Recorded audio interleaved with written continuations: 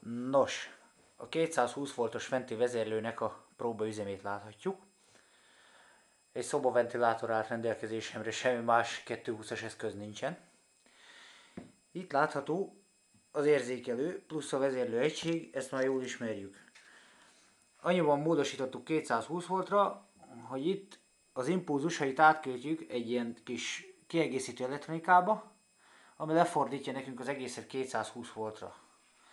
Ehhez majd későbbiekben kell lesz a 220 voltos üzemhez egy trafó. Ezt most nekem éppen a PC táp szolgáltatja, de majd ez egy kicsit máshogy lesz. Na kezdjük el szorongatni, hogy mit is művel. Jó hideg a kezem, kicsit nehezen melegszik. Aha, valamit már csináltam. Ennyi.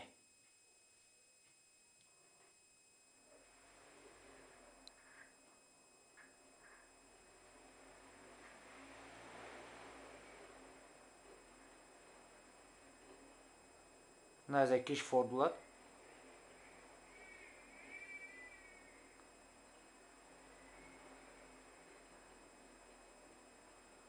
Hallani, hogy ingadozik a fordulatszám, mert nem tudom mindig egyforma elővel szorítani.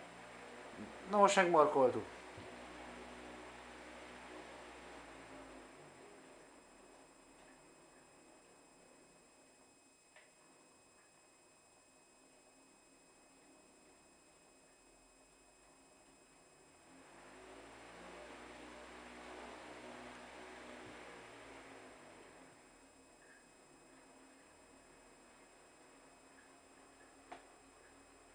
A kísérlet jól sikerült, semmi remegés. Stabilan üzemel. Itt láthatjuk a ventilátorra életveszélyesen bekötve a játékot.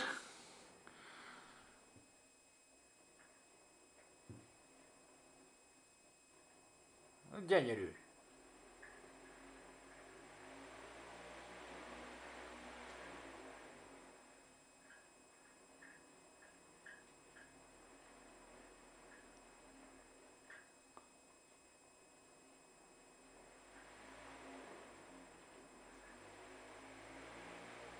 Láthatjuk, a kapcsolót nem nyomkodja senki.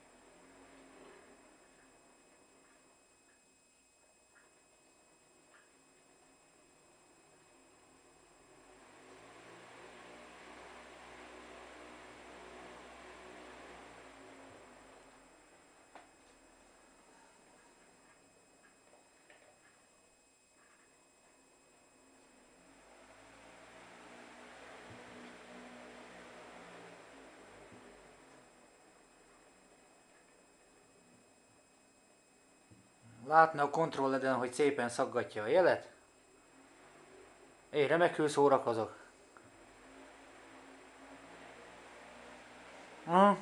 Ennyi. És a végén ki is kapcsolt szépen. Na, köszönöm szépen, ennyi volt.